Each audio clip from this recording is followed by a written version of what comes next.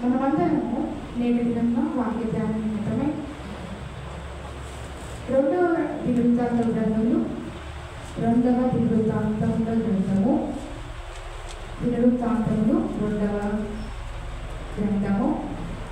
17వ అధ్యాయము మొదటి 2 వచనాలు చదువుకుందాం. 17వ అధ్యాయము మొదటి 2 వచనాలు చదువుకుందాం. తరువాత పేజీ నంబర్ 371.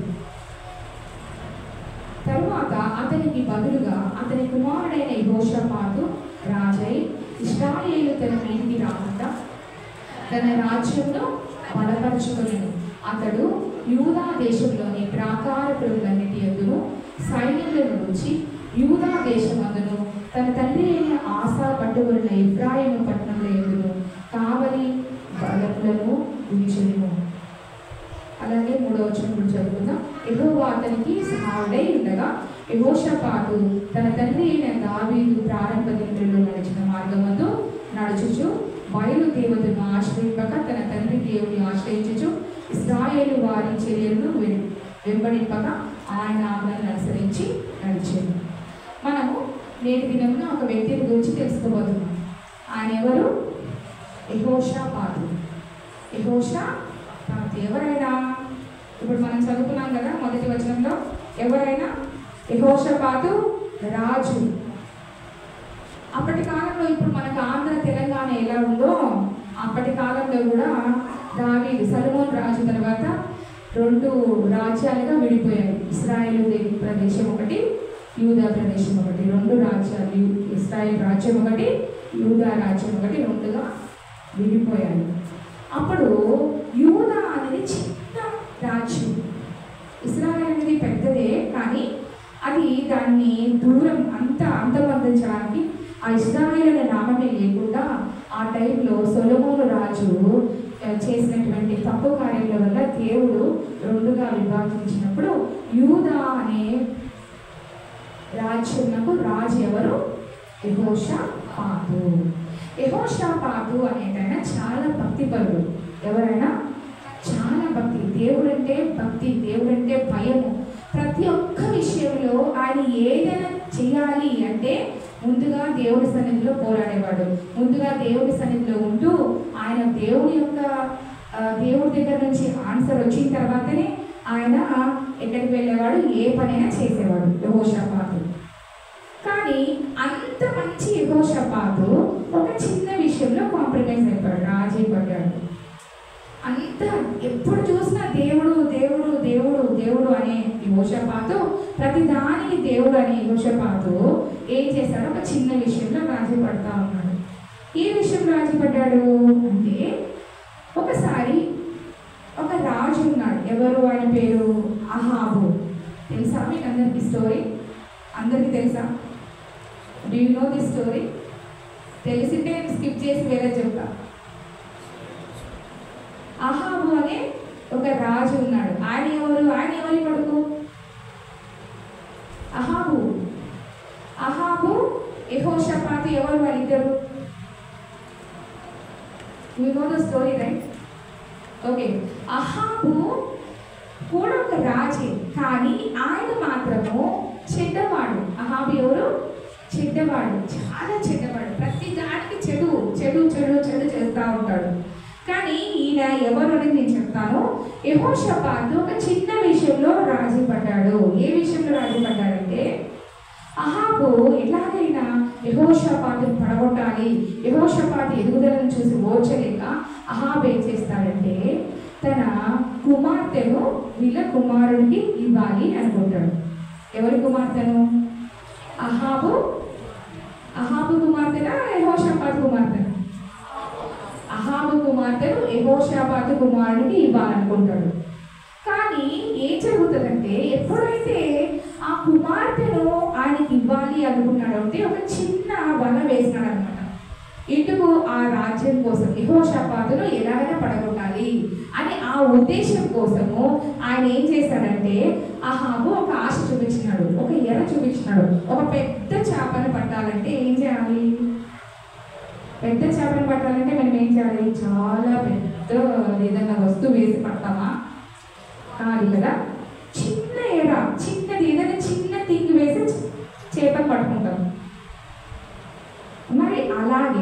ఇక్కడ కూడా ఈయన అహాబు అదే చేసినాడు.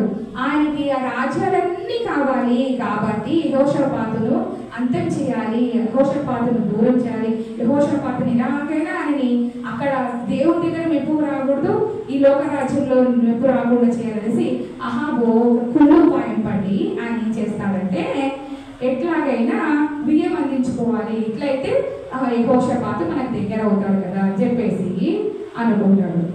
18వ అధ్యాయంలో చూస్తే 18వ అధ్యాయము 1, 2, 3 వచనాలు చదువుతాను. తనకు ఐశ్వర్యమును ఘనతయు అధికముగా కలిగిన తర్వాత యెహోషాపాతు అహాబుతో బియ్యం అంది. ఏం జరిగింది? బియ్యం అంది. కొన్ని సంవత్సరాలు గతించిన మీదట షోమ్రోను నుండి అహాబు వద్దకు పోయింది.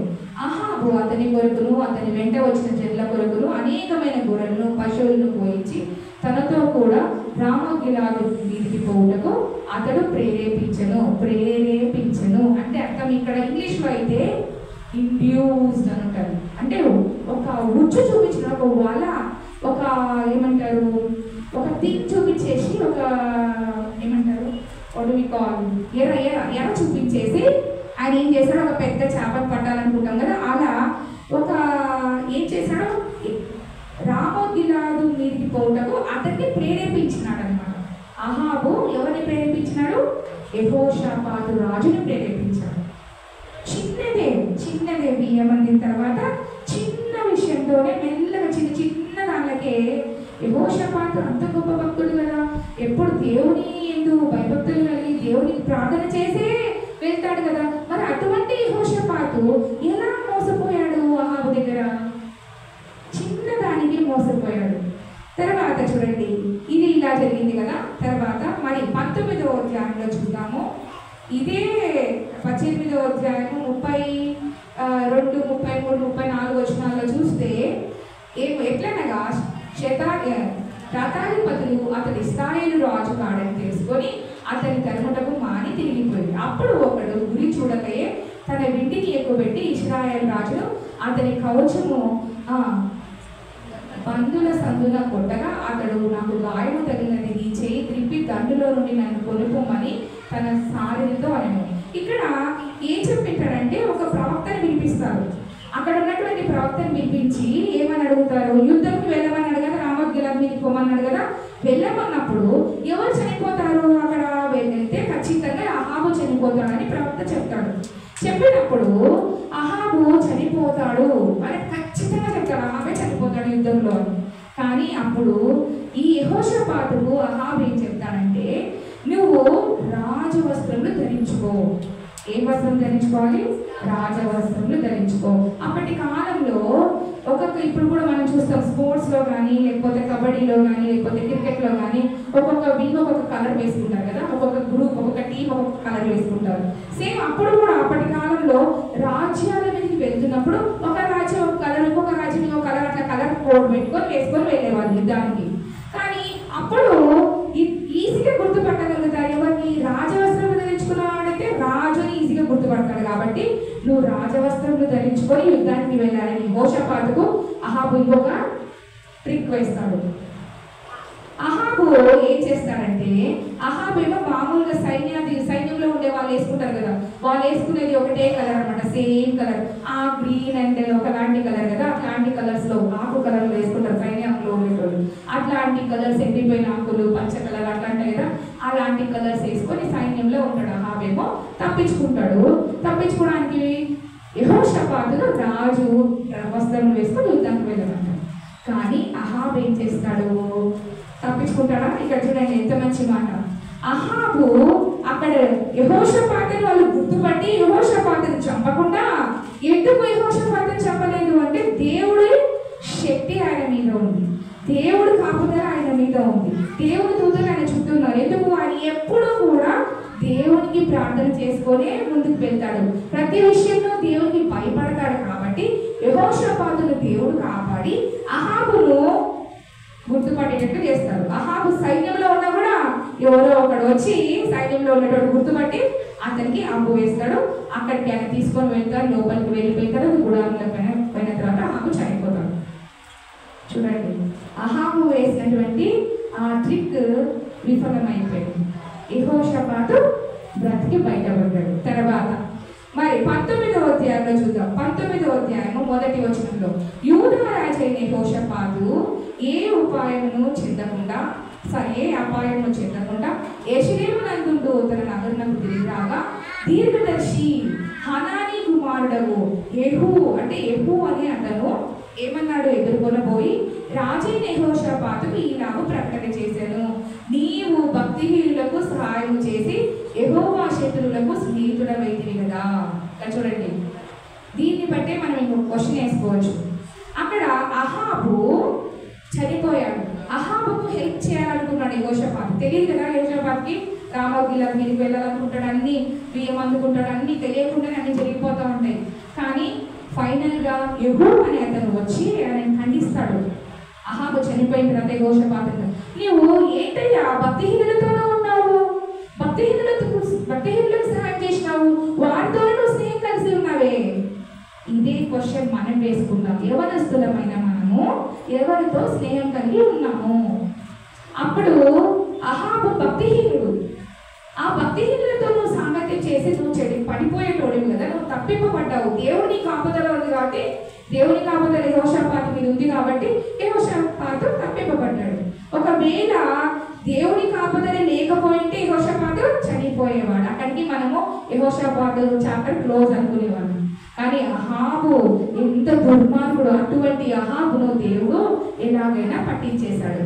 ఎవరికి? శత్రువుకు. కానీ ఇక్కడ యెహూ క్వశ్చన్ వేస్తున్నాడు. ఏమని క్వశ్చన్ వేస్తున్నాడు? నీవు భక్తిహీనులకు సహాయం చేసి యెహోవా శత్రువులకు స్నేహితుడవైతివి కదా, అందువల్ల యెహోవా సన్నిధి నుండి కోపము నీ మీదికి వచ్చును. అయితే దేశంలో నుండి నీవు దేవతా స్తంభములను తీసివేసి దేవుని యొద్ద విచారణ చేయటకు నీవు మనస్సు నిలుపుకొని ఉన్నావు, నీ యందు మంచి క్రియలు కనబడుచున్నవి. ఒకప్పుడు యెహోషాపాతు 17వ అధ్యాయంలో మనం చూసినాం కదా, 3వ వచనంలో చూసినాం కదా, అక్కడ ఏం చేసినాడు? దేవతలను విగ్రహాలను అన్నింటినీ బయటికి రాజ్యంలోంచి తోలేసినాడు, పడేసినాడు, అవన్నీ దూరపరిచినాడు. అప్పుడు విగ్రహాలను దూరపరిచి, ఆ దేవతలను దూరపరిచి, అవన్నీ దూరపరిచినందుకు దేవుడు నిన్ను కాపాడినాడు ఇప్పుడు అని యెహూ చెప్తున్నాడు. భక్తిహీనులకు నువ్వు శత్రువులకు నువ్వు స్నేహితుడుగా ఉన్నావు, కానీ దేవుడు నువ్వు ఒకప్పుడు విగ్రహ దేవతలను దూరపరిచినావు కాబట్టి అప్పటి దాని గురించి దేవుడు నిన్ను కాపాడాడు అని చెప్పాడు. మళ్ళీ 22వ అధ్యాయంలోకి వెళ్దాం. 22వ అధ్యాయంలో ఏం జరిగింది చూడండి. 10వ వచనం, అహజ్యా తల్లి అయిన అతల్యా తన కుమారుడు చనిపోయాడని విన్నప్పుడు ఆమె లేచి యూదా వారి సంబంధులకు రాజవంశ అందరినీ హతము చేశారు. అయితే రాజుల కుమార్తె అయిన యెహోషాపాతు అహజ్యా కుమారుడైన యోవాషును హతులైన రాజకుమారుల నుండి దొంగిలించి అతని దాదిని ఒక పడగ గంటిలో ఉంచారు. యెహోరాము రాజకుమార్తెను యెహోయాదాను యాజకుని భార్యయుడైన యెహోషాపాతు అతల్యాకు కనపడేను. ఇక్కడ చూడండి, కనపడకుండా అతన్ని దాచిపెట్టాను. ఇక్కడ ఒక స్టోరీ వచ్చింది. ఎక్కడి నుండి వచ్చింది? యెహోషాపాతు వంశం నుండి వచ్చింది. యెహోషాపాతు కుమారుడు కూడా మళ్ళీ ఏం చేస్తాడు? అహజ్యా ఒక వంశంలో ఉన్నటువంటి యెహోషాపాతు కూడా అహజ్యా కుమారుని వైపే తిరిగి దుర్మార్గపు పనులు చేయడానికి, అటువైపు మళ్ళీ కాంప్రమైజ్ కావడానికి మనము 19వ అధ్యాయం 20వ అధ్యాయంలో చూస్తాము. ఆ తర్వాత మీరు ఇంటికి పోయినాక చదవండి, స్టోరీ అంతా అర్థమవుతుంది. ఇక్కడికి వచ్చేసరికి ఏమైపోతుంది? అతల్యా బయటికి వస్తుంది. అతల్యా ఎవరిని దాచిపెడుతుంది? యెహోయాదాను దాచిపెడుతుంది. చూడండి, ఆమె చాలా క్రూరమైనటువంటి అత్త యెహోయాదా. దేవుడు చూడండి ఎప్పుడు కానీ ఎవరిని కూడా వదిలిపెట్టాడు. ఎంత కఠినమైనా కూడా దేవుడు ఏం చేస్తాడంటే ఒకసారి వాళ్ళని విడిచిపెడతాడు. అతల్యాకు ఉన్నటువంటి ఆ కోపము, ఆ దుర్మార్గతను తనని పక్కన పెట్టేసి ఎవరిని కాపాడిందామా? యెహోయాదాను కాపాడింది. కాబట్టి అప్పటి నుండి యెహోషాపాతు దగ్గర నుంచి యెహోయాదా వరకు దేవుడు ఆ యూదా రాజ్యంను కాపాడుతూ వచ్చాడు. ఇక్కడ నేను ఒక విషయం చెప్పాలి. మీరందరూ యవనస్తులు, కొంతమంది పెళ్ళైన వాళ్ళు, యవనంలో ఉన్నవారు, కొంతమంది చిన్న చిన్న వాటికి కాంప్రమైజ్ అయిపోతూ ఉంటారు, రాజీ పడుతూ ఉంటారు. యెహోషాపాతు కూడా అహాబు మాట విని ఆయన హీ వాస్ క్రష్, కృంగిపోయినాడు. లోపల బాధ ఉంది కానీ ఎవరికి చెప్పుకోలేకపోయినాడు. యెహోషాపాతు చాలా బాధాకరమైన స్థితిలో ఉన్నా కూడా ఎవరికి చెప్పుకోలేకపోయినాడు. కానీ దేవుడు తన తోడు ఉన్నాడు కాబట్టి దేవుడు యెహోషాపాతును కాపాడుతూ వస్తున్నాడు. యవనస్తులు కూడా అంతే. మనం ఎవరితో స్నేహం చేస్తున్నాము, ఎవరితో మనము మామూలుగా ప్రావర్బ్స్ చూస్తాం కదా, బయట సామెతలు చెప్తాము. Tell me the name of your friend, I will tell about you అంటారు. నీ స్నేహితుడు ఎవరో చెప్పు, అప్పుడు నేను నీ గురించి చెప్తాను అంటారు. అంటే ఒక ఫ్రెండ్ కూడా మన పక్కన ఉండే స్నేహితుడు కూడా మనల్ని మోసం చేయొచ్చు. మనకు తెలుసా మన ఫ్రెండ్ మోసం చేయడు. Who is the best friend? ఇక్కడ భక్తిహీనులు అంటే అన్యుడు కదా. భక్తిహీనులు అంటే దేవుడు నమ్మని బిడ్డలే, ఆయన విగ్రహారాధన చేసినట్టే కదా. అహాజు భక్తిహీనుడు, అటువంటి ఫ్రెండ్షిప్ చేయాలనుకున్నాడు యెహోషాపాతు, కానీ he was not the best friend. Closeness ఉంది కానీ బెస్ట్ ఫ్రెండ్ కాలేకపోయినాడు. అదే మన జీవితంలో కూడా మనం కూడా చేయాలి. యవ్వనస్తులమైన మనము ఎవరైనా ఫ్రెండ్స్తో ఉండొచ్చు, కలీగ్స్తో ఫ్రెండ్లీ ఉండొచ్చు, హిందూస్తో ఉండొచ్చు, ముస్లిమ్స్తో ఉండొచ్చు, అందరితో ఫ్రెండ్షిప్ చేయొచ్చు. But we should not take part in there shares. వాళ్ళతో పాటు మనము అన్యోన్యంగా ఉండరాదు. వాళ్ళతో మనం కలిసి జీవించవచ్చు కానీ వాళ్ళ కోరికలు మన కోరికలు కాకూడదు. వాళ్ళు ఏమి ఆలోచిస్తారో ఆలోచనలు మన ఆలోచనలు కాకూడదు. అదే మాట మనం కొరింథీయులకు రాసిన 2వ పత్రిక 6వ అధ్యాయము, కొరింథీయులకు రాసిన 2వ పత్రిక 6వ అధ్యాయం, ఇది ఒకటి చెప్పుకొని ముగించుకుందాము. 14వ వచనం నుండి చదివితే 18వ వచనం వరకు చూస్తే, మీరు అవిశ్వాసులతో జోడుగా ఉండకుడి. 2వ కొరింథీయులకు రాసిన పత్రిక, అపోస్తలుడైన పౌలు కొరింథీయులకు 2వ పత్రిక, కొరింథీయులకు రాసిన 2వ పత్రిక, పేజ్ నెంబర్ 162, 6వ అధ్యాయం 14వ వచనం. మీరు అవిశ్వాసులతో జోడుగా ఉండకుడి. నీతికి దుర్నీతితో ఏమి సాంగత్యము? వెలుగుకు చీకటితో ఏమి పొత్తు? క్రీస్తునకు బెలియాలతో ఏమి సంబంధము? అవిశ్వాసతో విశ్వాసకి పాలెక్కడిది? చూడండి, అవిశ్వాసులతో జోడుగా ఉండకుడి. ఒక బిలీవర్, దేవుడు నమ్ముకున్న బిడ్డ, ఈ వాస్ గాడ్ ఆ బిలీవర్. ఏమంటాము అని? దేవుడు నమ్ముకున్న విశ్వాసం ఏమంటారు? బిలీవర్ అంటారు కదా. బిలీవర్ అంటారా? విశ్వాసురాలు, విశ్వాసి అంటారు.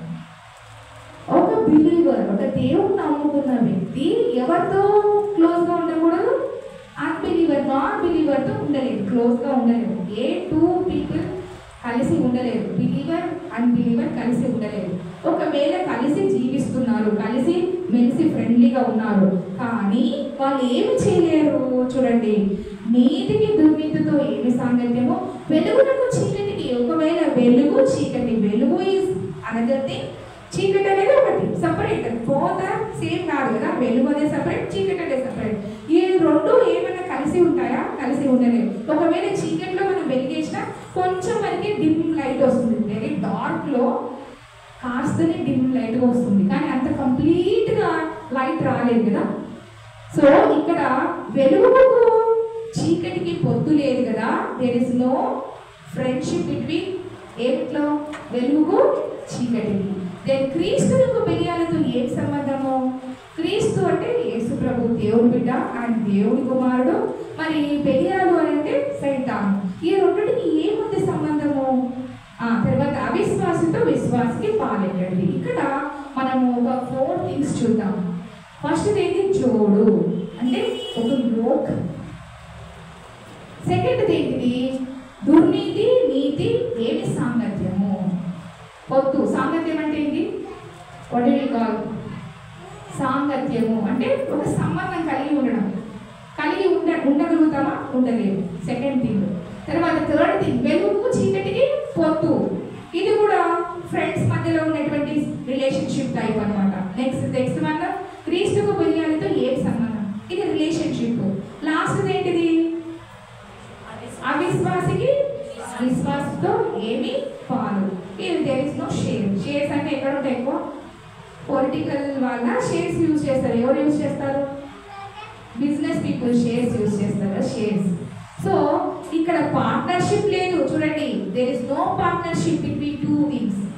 There is no yoke between 2 things. there is no friendship between two things, there is no relationship between two things, there is no shares between two things. ఇవి మనం చూస్తాం. ఇవన్నీ లేవు. ఇటువంటివన్నీ యూత్లో ఉంటాయి. యూత్ యంగ్ పిల్లలు యంగ్స్టర్స్ ఏం చేస్తారంటే ఇవన్నీ కలిగి ఉంటారు. సో మనం ఎట్లా ఉండాలి? ఎవరితో జీవిస్తున్నాము, ఎలా జీవిస్తున్నాము? అక్కడ యెహోషాపాతు, ఆహాజు. యెహోషాపాతు రాజులు ఎలా ఉన్నారు? ఒకరు చెడ్డవారు, ఒకరు మంచివారు. సో మంచివారు చెడ్డవారితో ఎంతవరకు ఉండగలుగుతారు? చాలా కాలం ఉండగలుగుతారా? చెడ్డవారు తొందరగా స్పాయిల్ అయిపోతారా? మంచివారు తొందరగా స్పాయిల్ అయిపోతారా? ఈ ఆన్సర్ చెప్పండి. మంచివారు చెడ్డవారితో కలిసి ఉంటే చెడిపోతారా? చెడ్డవారు మంచివారితో కలిసి ఉంటే చెడిపోతారా? తొందరగా ఎవరు ఫస్ట్ చెడిపోతారు? మంచివారు చెడువారితో తొందరగా చెడిపోతారు.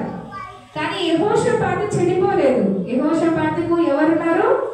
దేవుడు ఉన్నాడు. చెడ్డవారు ఈజీగా ఎప్పుడైనా వాళ్ళు చెడు పనులు చేసుకుంటారు కాబట్టి వాళ్ళ జీవితం ఇంకా అంతే, వాళ్ళు మారరు. కానీ మార్చగలిగిన శక్తిమంతుడు మన దేవుడు ఉన్నాడు. ఎప్పుడు మారుస్తాడు? మనం ఎప్పుడైతే దేవుని సన్నిధిలో అయ్యా నేను చిన్నదానికి రాజీ పడుతున్నాను, అయ్యా కాంప్రమైజ్ అవుతున్నాను. యెహోషాపాతు చిన్నదానికి ఓన్లీ బియ్యం, వాళ్ళిద్దరి మధ్యలో బియ్యం కోసం, రాజ్యాల కోసం వాళ్ళిద్దరూ బియ్యం కోసము, జస్ట్ ఫ్రెండ్లీ నేచర్ కోసము వాళ్ళిద్దరూ ఏమైపోయినారు? రాజీ పడిపోయినాడు. యెహోషాపాతు రాజీ పడ్డాడు. ఆ చిన్న చిన్న వాటికి మనం రాజీ పడకూడదు. యవ్వనస్తులమైన ఎస్పెషల్లీ లోకంలో ఈ మొబైల్ అనేది చాలా డేంజరస్. ఈ మొబైల్లో మనం ఏం చూస్తున్నాము? సినిమాలు చూస్తున్నామా? లేకపోతే మనం ఏమైనా షార్ట్స్ చూస్తాం కదా, ఈజీగా స్క్రోల్ చేసుకుంటూ షార్ట్స్ ఏం చూస్తున్నాం? What are we looking into? What are we watching? ఒక్కసారి మనం ఆలోచించుకోవాలి, ఏం చూస్తున్నాము? ఇంత చిన్నది. This is a tiny giant. Tiny giant కూడా. జైంట్ అంటే తెలుసా? జైంట్ అంటే ఏంటండి? GAINTనా GIANTనా? జైంట్. జైంట్ జైంట్ వీల్ అంటాం కదా, పెద్దది అని. సో చిన్నది, ఒక tiny thing. This is a tiny thing but it's a giant. ఒక పెద్ద బూత్ లాగా అనమాట. చాలా నాశనం చేసి పెడుతుంది. బూత్ అనేసరికి ఆయనకు అర్థమైపోయింది. సో ఏంటి? ఒక చిన్నదే, మన చేతిలో ఉండే చిన్నదే మనల్ని నాశనం చేసి పెడుతుంది కదా. మనం ఆలోచించుకోవాలి, ఎవరు లేనప్పుడు ఏం చేస్తున్నాము? when we are alone, what are we doing with our mobiles? అది కూడా మనం ఆలోచించుకోవాలి.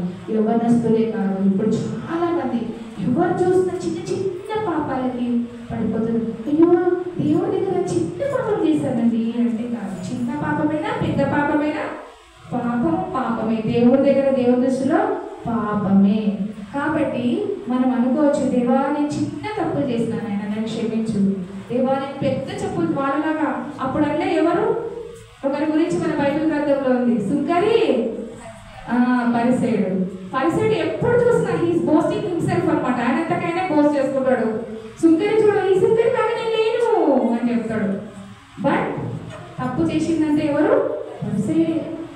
So we need to compare with two things. ఎప్పుడైనా వాళ్ళు ఏం చెప్తున్నారు, మనం ఏం చేస్తున్నాం? What are we doing with this? What are we doing when we are alone? మనం ఎప్పుడు అలోన్గా ఉన్నప్పుడు మనం ఏం చేస్తున్నాము? ఎవరు చూడటం లేదు ఈ నాలుగు గోడల మధ్యలో. నైట్ అయితే పడుకునేటప్పుడు most of the times youth night 12, 13, 14, 15, 3 o'clock వరకు కూడా ఇదే ఉంటుంది. Till 3 AM in the morning ఏం చేస్తూ ఉంటారు? మొబైల్ తీసుకుంటూ, హెల్త్ పార్ట్ చేసుకుంటూ, కళ్ళు లోపలికి పోయి నల్ల సర్కిల్స్, బ్లాక్ సర్కిల్స్ వచ్చేసి ఇంత చిన్న వయసులో ఎందుకు తీసుకుంటున్నారు? Why are they spoiling their life? అట్లా ఉండకూడదు. ఎవరు చూస్తుంటారు మన మధ్యలో? ఎవరు ఉంటారు? దేవుడు ఉంటాడు అనే భయంతో. యెహోషాపాతు ఫస్ట్ నుంచి దేవుని భయం కలిగిన వాడు కాబట్టి దేవుడు కాపాడబడ్డాడు, దేవుడి చేత కాపాడబడ్డాడు. లేకపోతే యెహోషాపాతు ఆ రోజే యుద్ధంలో వెళ్ళినప్పుడే చనిపోయేవాడు. ఆహాజు చనిపోయాడు. ఆహాజు మరణం పొందాడు. ఆ దుర్మార్గుడే చనిపోయాడు. ఎంత వల వేసినా కూడా దేవుడు ఏం చేస్తాడు? ఎవరైనా మనకు వల పని, మనల్ని ఏదో చేయాలి, ఎవరు చేస్తారు ఆ పని? సాతాను చేస్తాడు. సాతానుడు ఎవరిని పిలుగుదురా అని వెతకుచూ తిరుగుచూ ఉంటాడంట. అటువంటి వలలో మనం పడకూడదు. ఎవరు పడకూడదు. అలా పడకుండా ఎవరు కాపాడతారు? మన దేవుడు కాపాడుతాడు. ఇందాక చూస్తున్నాం కదా, ఎవరితో జోడు? అవిశ్వాసతో విశ్వాసి జోడు లేదు, పొత్తు లేదు, వెలుగుకు చీకటికి ఏం లేదు, ఏం సాంగత్యము. సో ఇట్లా ఒక్కసారి దాన్ని మళ్ళీ చదువుకోండి, ఇంటికి వెళ్ళిన తర్వాత యూ విల్ అండర్స్టాండ్. ఇప్పుడు మీకు అర్థం కాలేదంటే you can ask me the next Tuesday. Okay, so ఈరోజు మనం తెలుసుకున్న పాఠ్యభాగం అంటే we should not compromise for simple things. చిన్న చిన్న వాటికి కాంప్రమైజ్ కాకూడదు, రాజీ పడకూడదు. Are we still living in the compromising situation? ఒకవేళ మనం ఇంకా కాంప్రమైజ్ అయితే జీవిస్తున్నామా? ఒకవేళ అలా జీవిస్తున్నాం, ఇంకా రాజీ పడుతూ ప్రతి చిన్నదానికి రాజీ పడుతూ జీవిస్తుంటే ఒక్కసారి మనం దేవుని దగ్గర మూడపెట్టుకోవాలి. దేవా, నేను ఏమైనా అలా చేస్తున్నాను, ఆమె కాంప్రమైజింగ్, ఆమె living in a compromising life అని ఒక్కసారి ఆలోచించుకొని దేవుడి దగ్గర అడిగితే దేవుడు అవన్నీ సరిదిద్దేసి దేవుడు మంచి మార్గంలో తీసుకెళ్ళిపోతాడు. He will show you a new way. దేవుడు ముందనే పెట్టాలి ప్రతి విషయంలో కూడా. Even if you want to get married with somebody else, ask God. దేవుడిని అడగాలి, దేవా నాకైతే ఒక పార్ట్నర్ కావాలి, ఐ నీడ్ ఏ కంపానియన్ అని చెప్పేసి మీతో ఇన్ ద చర్చ్ దేవుడి సన్నిధిలో మోకాళ్ళకి అడగాలి ప్రతి విషయంలో. Not only that, we get more failures if you fail in a subject or somewhere else. If you fail in a job, we need to ask God, is there anything that I am compromising in my life?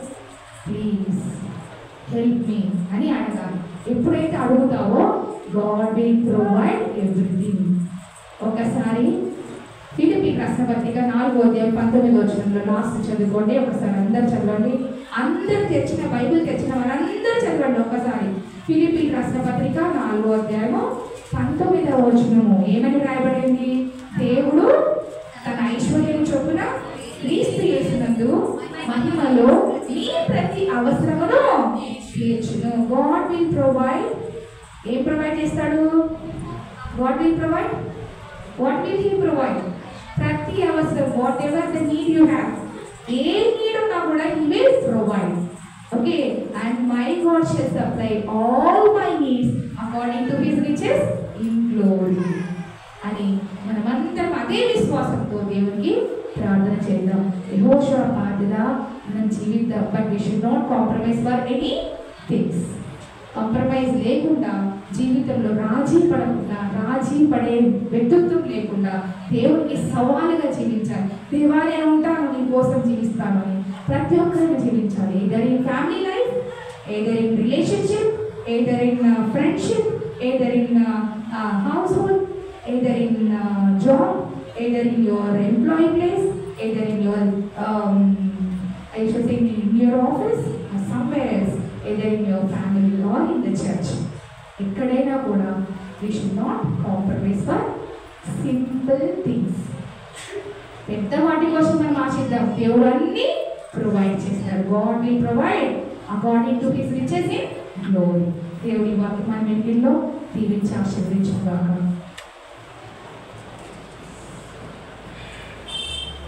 తరకు ప్రచారంగా దేవుని వాక్యం చెప్పండి.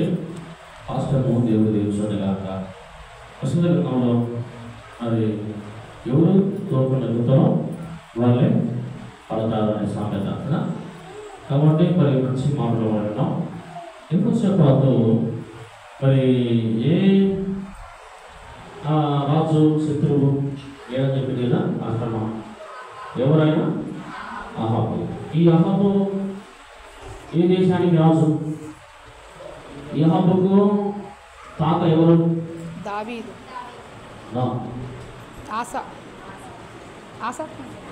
అహాబుకు రాజు తాత సొలొమోను సేవకుడు.